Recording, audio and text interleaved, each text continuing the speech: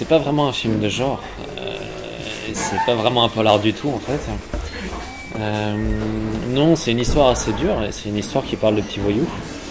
Et donc de façon assez naturelle, ça rattache le cinéma au film de genre parce que traditionnellement, quand on parle des voyous, bah, c'est forcément un film de genre. Mais en fait, c'est un film qui parle des voyous essentiellement.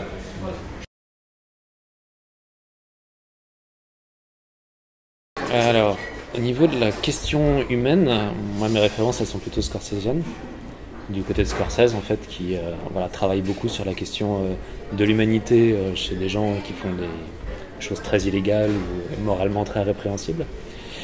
Et j'avais été assez sensible à la démarche de réalisation qu'il y a dans The Wire en fait, qui est une série qui s'appelle Sur Écoute, qui est une série américaine. Voilà, qui est une narration qui prend beaucoup son temps aussi et qui a une certaine façon de faire dégager les personnages, de faire apparaître leur humanité, leur complexité, les différentes facettes. Voilà, ça a été mes deux axes en fait de travail.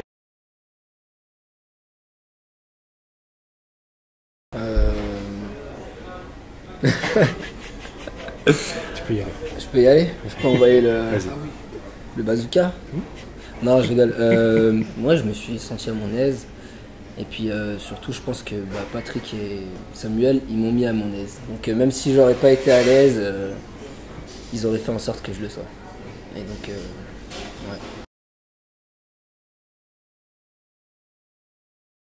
ouais. Non, du tout. J'aurais bien aimé.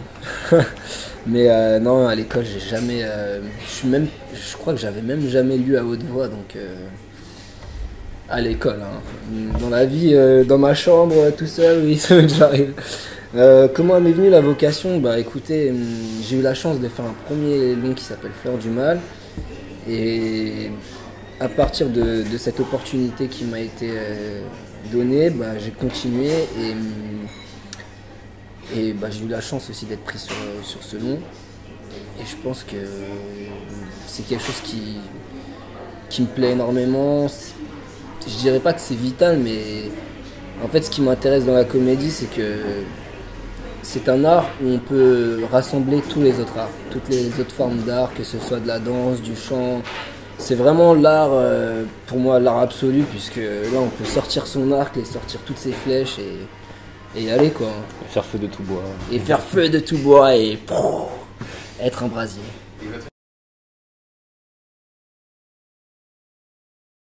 Est-ce que c'est important? Alors, j'ai deux réponses à cette question. La française, non. L'américaine, oui. Parce que par exemple, quand on voit des acteurs comme c'est par rapport à la blague qu'on faisait juste avant l'interview, c'est que en fait, en France, on est, enfin non, je sais pas, je vais pas faire une généralité parce que quand même je connais pas assez bien le milieu français, mais je pense qu'en tout cas. Ouais, c'est déterminant dans le sens où ça peut toujours aider d'avoir un petit plus, d'avoir une petite corde. Et notamment quand je regarde les performances que certains acteurs américains ou russes sont capables de faire, c'est-à-dire ils peuvent nous déclamer un texte, l'enchaîner avec un pas de danse, enfin avec une chorégraphie carrément, comme on a pu voir dans des films comme West Side Story, et continuer leur scène et jouer. Ça peut être qu'un plus, je pense.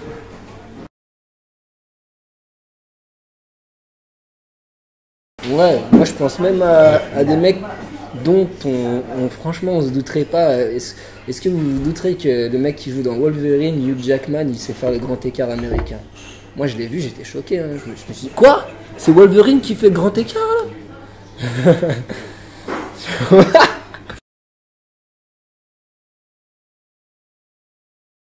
Ah bah écoutez, je pense que cette question elle s'adresse surtout à Samuel, parce qu'en fait, je vais pas avoir l'ego de vous dire que c'est moi qui l'a créé, parce que je pense pas que c'est moi qui l'ai créé, Driss, honnêtement. Je ne suis que la matière brute et c'est le façonneur, et je pense qu'il a façonné et a créé ce beau personnage, je trouve. Moi j'ai taillé le diamant, on va dire. Voilà. Ah bah c'est gentil. On va s'envoyer des fleurs comme ça. Non, sur le personnage de Driss, le personnage de Driss, c'est un être humain, c'est comme n'importe quel personnage, il faut arriver à créer ses différentes directions, ses contradictions, ses différentes facettes. Et ce qui caractérise Driss, c'est qu'il a beaucoup d'énergie. Et Rachid a énormément d'énergie. Et c'est aussi une très grande finesse humaine. Ce que Rachid a énormément apporté, c'est sa finesse humaine. Voilà. Et pour que ce soit pas juste quelque chose d'aveugle et de brut, mais que justement il y ait une espèce d'humanité, de conscience qui commence à apparaître en fait.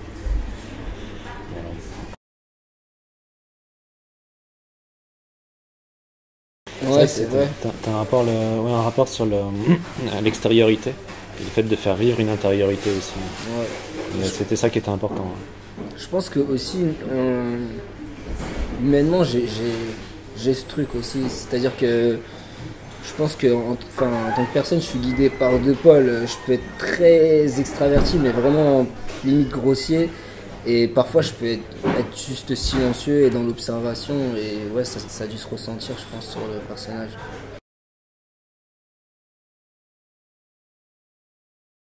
Bah, j'espère. En tout cas, j'aimerais bien le maîtriser parce que c'est pas quelque chose que je maîtrise. Je décide pas de me réveiller, d'être super joyeux et de dire ah, il fait beau. Non, des fois ça arrive, des fois je me réveille et je suis juste voilà, dans le silence et la contemplation.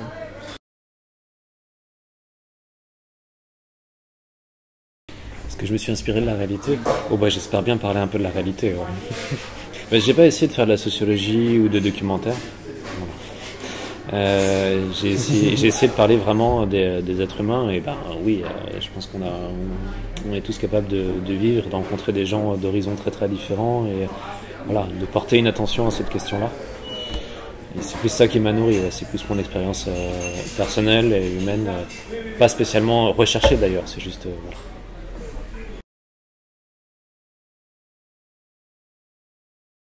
Non, parce que je pense, ce dont je parle, ce sont pas des milieux criminels extrêmement complexes, ni voilà, on n'est pas chez les parrains de Montreuil.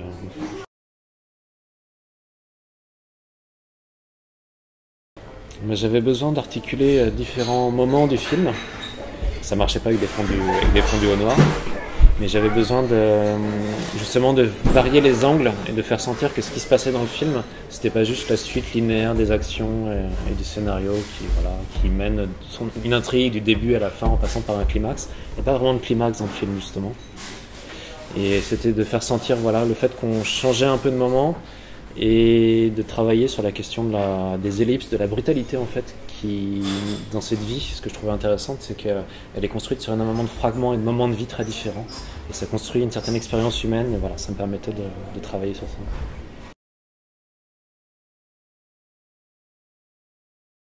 Bah, l'arrière de parking, c'est le titre, c'est au début de la première partie, je trouve que ça résonne dans le film très bien, mais la braconne, c'est le mode de vie qui va avec. Voilà. Je voulais parler de l'expérience de cette vie.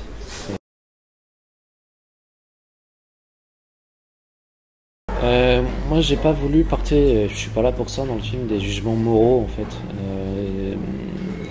Je voulais parler de ce que c'était que leur expérience de vie, ou ce que je pouvais moi en percevoir, et que c'est une vie dure. Et je voulais aussi montrer que c'est une vie dure, mais que ce sont aussi des êtres humains. Et le jugement, il m'appartient pas réellement. Ce que je montre, moi, ce que je construis, c'est un point de vue. Et j'essaie de rendre quelque chose par rapport à ça. Le jugement, je pense que c'est au spectateur de savoir aussi ce qu'il en pense. Comme c'est aussi la question des personnages eux-mêmes, de savoir ce qu'ils pensent de leur propre vie. C'est cette question-là qui commence à apparaître dans le film.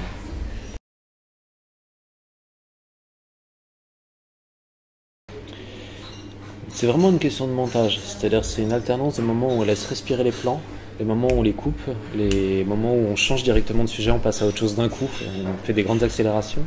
C'est aussi le moment où on laisse un plan séquence pendant 5 minutes entre juste les deux personnages dans une voiture qui vont parler, où on laisse ce truc-là respirer. Et c'est aussi le truc sur la fin, par exemple, j'imagine sur le rond-point. C'était une question, moi j'ai essayé de veiller à pas trop me prononcer sur certaines choses, à pas décider à la place des personnages, à leur laisser vraiment cette liberté. Et à laisser Driss sortir de son rond-point à la fin, pour lui laisser sa liberté de choisir là où il allait aller, plutôt que d'avoir une démarche trop volontariste qui consistait à dire ils sont coincés là, ils font ça, ils sont ça, en fait, c'était les laisser respirer un peu.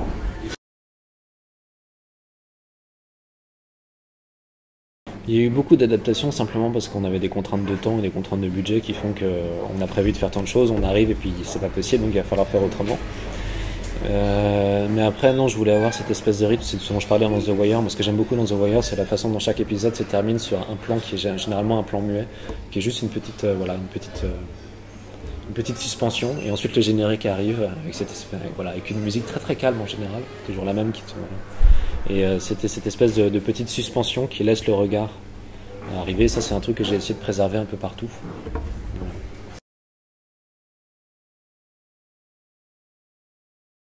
Bon, je pense que Rachid pourra faire ça mieux que moi. Non, c'est un mec génial, moi, je trouve. Enfin, là, du coup... Il a des colères, il est... Je sais pas. Qu'est-ce que je pourrais dire de mal sur lui? C'est un mec jaloux et gris, mesquin. Il est grognon des fois, un petit peu. C'est tout ce que je pourrais dire de mal, tu vois. Mais encore, c'est pas vraiment mal, c'est plutôt affectueux. Non, sinon je peux dire que du bien hein, sur cet homme qui m'a beaucoup appris. Sur cet homme aussi. Mais vraiment, non, c'était quelque chose d'être en compagnie de deux personnes vraiment, comment dire, expérimentées et dans le partage surtout. C'est pas des personnes qui sont là pour vous bouffer, quoi. Ils sont là vraiment pour vous surélever, vous sublimer et de sentir ça, on se sent soutenu.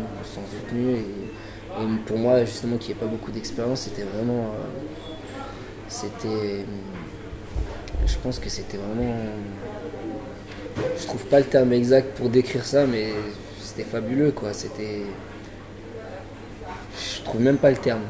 T'as plus de contraintes, en fait. T'es déstressé, t'es bien, tu peux partir en fait, comment dire, j'arrive pas à trouver le terme, mais en gros, j'étais libre de donner ce que je pouvais donner. Parce que j'étais soutenu et parce qu'on me le rappelait que voilà, on me rappelait qu'il faut pas que je m'inquiète, qu'il faut pas que je stresse, que tout va bien, qu'on est une équipe et même il m'a appris des notions, Samuel, c'était des notions que j'avais même pas conscience par rapport à la caméra, par rapport au plan. Et Patrick, il a été très généreux. Il m'a jamais masqué. Il a jamais été à l'encontre de la mise en scène. Donc c'est vraiment quelque chose de fabuleux. Carrément. Mais même entre les scènes, des fois, il faisait des choses qui faisaient en sorte que je sois pas dans la contemplation, que je sois pas en train de regarder, que je sois pas en train de me regarder moi-même. Du coup, en fait, il trouvait tout le temps des choses pour me stimuler, pour me mettre dans la scène. Et pareil pour Samuel, qui est le metteur en scène, sans qui j'aurais fait aucune des scènes que j'ai faites, je pense. Non, vraiment, parce que je tiens vraiment à souligner le fait qu'il m'ait vraiment beaucoup soutenu et que... On prend son Oscar. Allez, merci.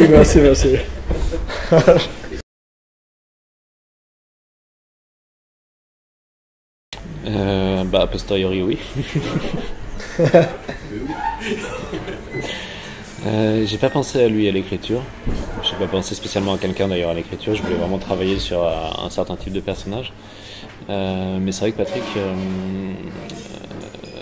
correspondait, on va dire, en tout cas à la génération de comédiens. Et pour moi, effectivement, il fait partie de ces comédiens qui ont une très très longue carrière et qui ont vraiment un vrai feu sacré, c'est-à-dire une vraie envie de jouer, une vraie envie de donner, une vraie envie qu'il se passe un truc, qui vivent pour ça, quoi. Voilà. Et ça, c'est vraiment un truc très important. À partir du moment où il avait envie d'aller dans un challenge un peu comme ça, de sortir vraiment des sentiers battus, pour moi, à partir de ce moment-là, on pouvait vraiment travailler super tranquillement. Et il a apporté des choses, il a apporté énormément de choses au film, au personnage. Et c'est un comédien d'une très très grande générosité.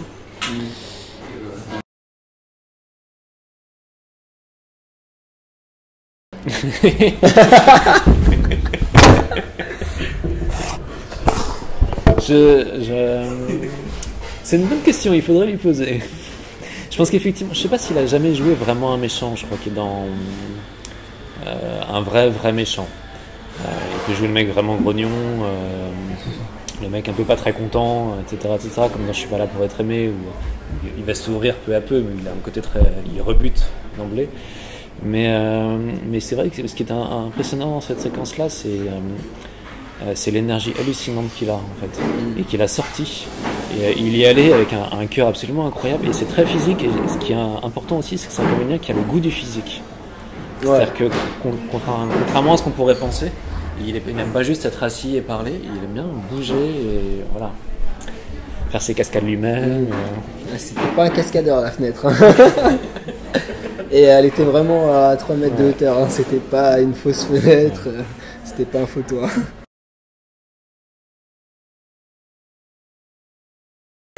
Un peu, oui. Oui, c'est vrai.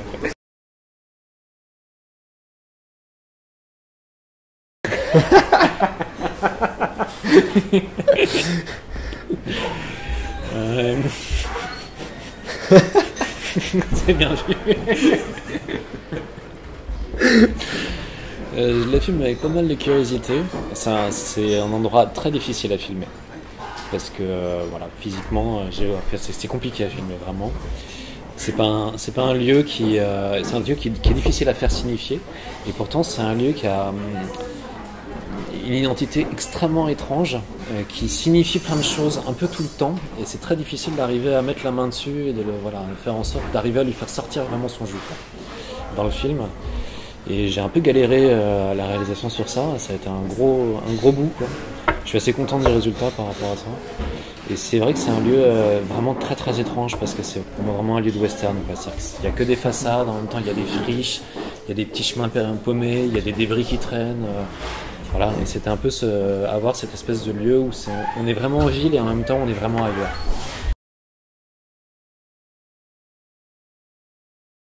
Oui, parce que alors il répond pas du tout aux directives.